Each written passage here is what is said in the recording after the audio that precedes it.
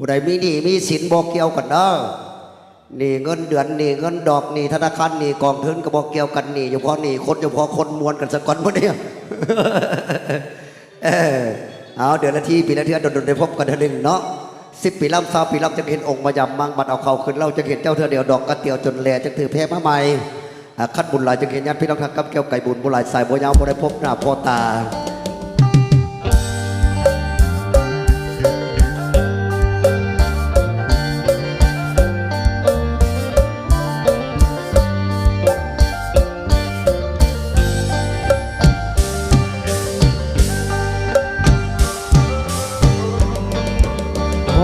ดอกกระเจนดำฟ้าแรงคำลงมาแอบเกียดจะนาร้องยามฟ้าห่มหวนเกียดโมเกียดขาคำเมื่อหมอลำพากันมวนเมฆดำลอยปั่นป่วนฝนตกมาโซอีสานหมู่ญาติกับแกทุกผลเล่เขียวตะการควันทุยเสร็จจากงานเล่มยาอดตั้งขันนารุ่งแจ้งพ่อพุ่มทุ่งตื่นเช้าตัวเรียกออกมาเล็กลุกให้หุบนารีบนำฟ้าฟ้านำฝน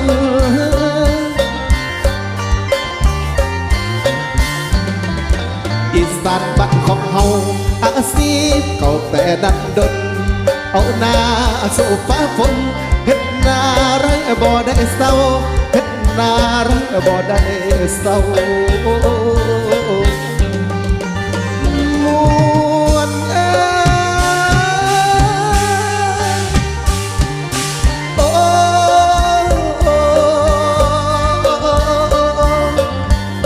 โอ้โอ้นอโอ้นอโอ้นอโอ้นอโอ้นอโอ้นอโอ้นอโอ้นอมวนเอ้ยมวนเสียงกบร้องโอ้กบลำเนาผักไม่ผักกระเดาผักกระโดนและผักตีนธรรมศาสตร์แห่งบรรดาฝนตกมามีของกินบนแหลงแห่งแผ่นดินห้วยบึงนอกแห่งเฮ็ดหายมาเด้อมาเฮ็ดนามาเด้อลาอย่าเดินกายนับวันจะกับกายบ่าวสาวไหลเข้าเมืองกรุงเสียงแคนกลมเสียงสุ่มตกลงตรงนั้นละแต่รุ่งตุงเสียงแคนกลมเสียงซออ่อนแล้วอ่อนอีแล้วอ่อมาเด้อมาช่วยกันก่ออีสานนอบ้านของเขาเอาเกี่ยวพี่น้องเกี่ยว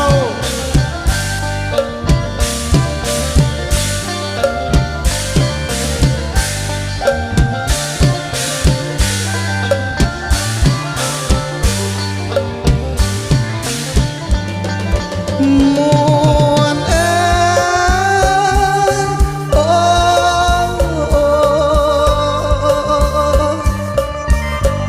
โอ้นอโอ้นอโอ้นอโอ้นอโอ้นอโอ้นอโอ้นอโอ้นอโอ้นอ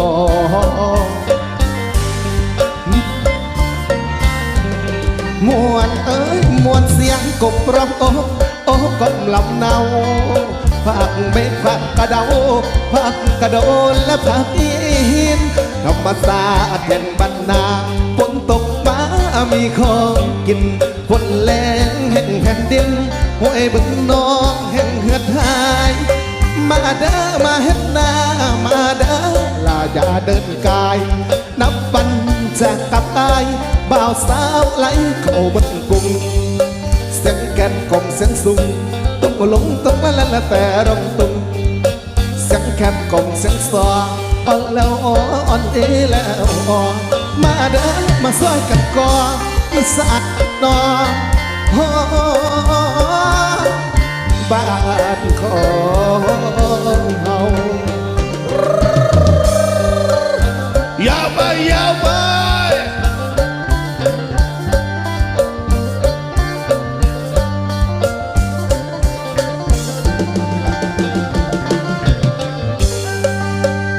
โ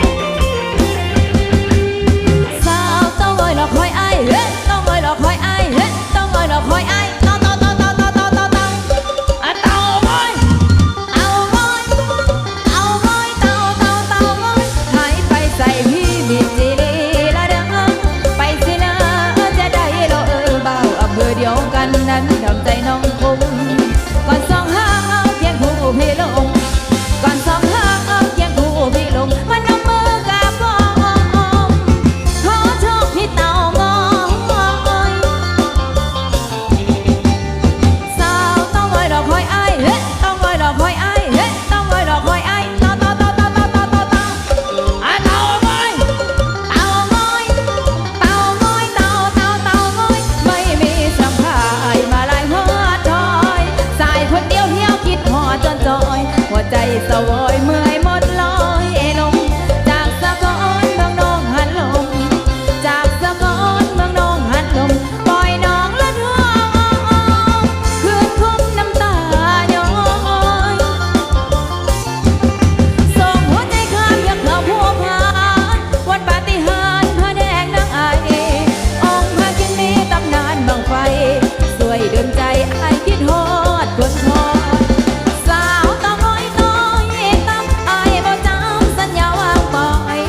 แม่ความบางหักลมลงลอยแม่ความบางหักลมลงลอยวันตาง้อยอ้อยจังให้ไอคืนบ้านหาสาวต้องง้อยหลอกคอยไอเฮ้ต้องง้อยหลอกคอยไอต้องง้อยหลอกคอยไอ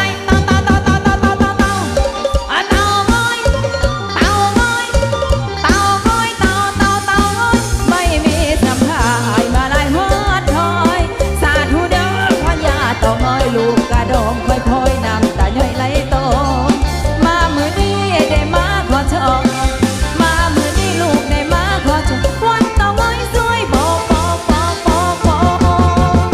ให้อายคืนเต่าง้อยเอาสร้างไว้เชื่อเฮ้ยเฮ้ยเฮ้ยเฮ้ยเฮ้ยเฮ้ยเฮ้ยเฮ้ย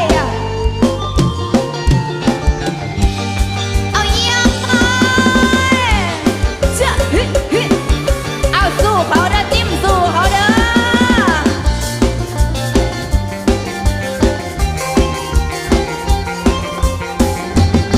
ส่งหัวใจเธอเพียบเขาหัวพานวันปาฏิหาริย์พระแดงนางไอองค์พระกินเมตำนานบังไฟสวยเดินใจไอคิดฮอดทนทนสาวต่อง้อยต่อยตั้มไอบ่จำสัญญาวางปล่อยแม่ความวางหักลมลงลอยแม่ความวางหักลมลงลอยวันต่อง้อยอ้อยใจให้ไอขึ้นบ้านหาสาวต้องง้อยหลอกคอยไอต้องง้อยหลอกคอยไอต้องง้อยหลอกคอยไอ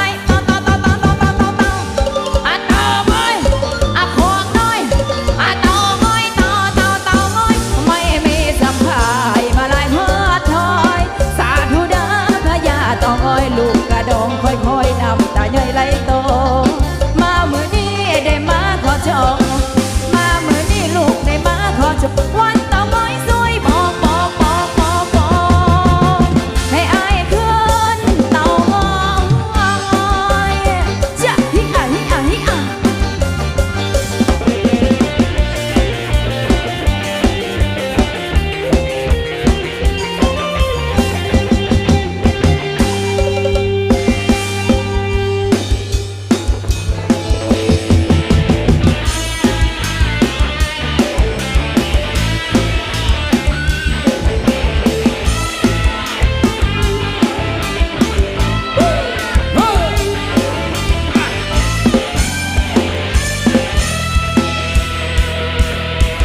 ใครจะสิงและใครจะชังมันก็ชักหัวเขาแค่ตัวเรารู้เราชักเขาบ่ไรใครจะชักใครจะแช่งเอาใครจะแย่งใครจะยังก็ไอ้ชักหัวมันก็ไอ้ปล่อยเขาไปใครจะชมและใครจะเชิดว่าประเสริฐเดินดูตัวเรารู้เราอยู่ปล่อยเขาชมไปใครจะรักใครจะเกลียดเอาใครจะเสียและใครจะสีตัวเรารู้เราดีปล่อยเขาทำไป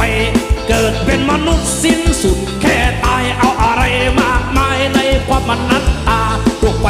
ทำไมสูงสิงแข่งขันสุดท้ายเหมือนกันต้องไปปราชาจีเรื่องเอาอะไรแค่รักโรดโกดลงไม่มีความมั่นคงบุญกิเลสตัณหาเกิดแก่อยากตายเอาใหญ่จะไปยึดมันสัพพราสังขารล้วนอนิจจาปล่อยวางมาเสียอ้าว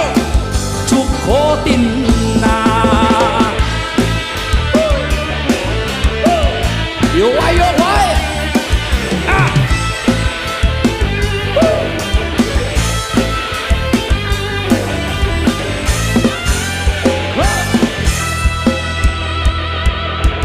ใครจะมึนและใครจะมองเอาอยากจะต้องไว้วันละใครจะใส่ร้ายกันอยากจะต้องสนใจละใครจะดีเอาใครจะเลวมันก็เรื่องของเขาใครจะนินทาเราอยากจะต้องสน ใจใครจะร้องใครจะด่าเอาอย่าต้องว่าตอบใครไม่ชนใครไม่ชอบอย่าต้องใส่ใจใครจะคิดใส่ความเอาอย่าต้องวุ่นจิตหากตัวเราไม่ผิดจะไปคิดทำไม เกิดเป็นมนุษย์สิ้นสุดแค่ตายนาดุดันจนไม้รบทับโรกากดลงเมื่อไรเอาหาประโยชน์ได้เรารวมต้องถูกเผาหามไปป่าช้าชีวิตยังมีแต่สักผมดีไว้เถิดเอาได้ไม่เสียศาสตร์เถิดได้ไม่ต้องอายมาอันว่าต้องตายคือสัจธรรมความเที่ยงสิ้นสัตว์สำเนียงเน่าเหม็นขึ้นมาจะเอาอะไรนะจะเอาอะไรกันนักหนาเฮ้อเฮ้อเฮ้อเฮ้อ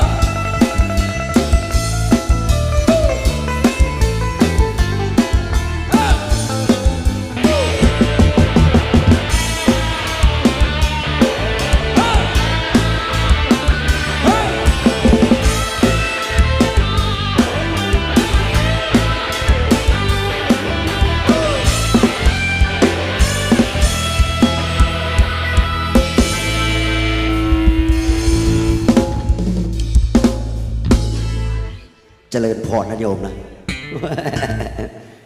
เจริญพรนะโยมนะ และแม่ชี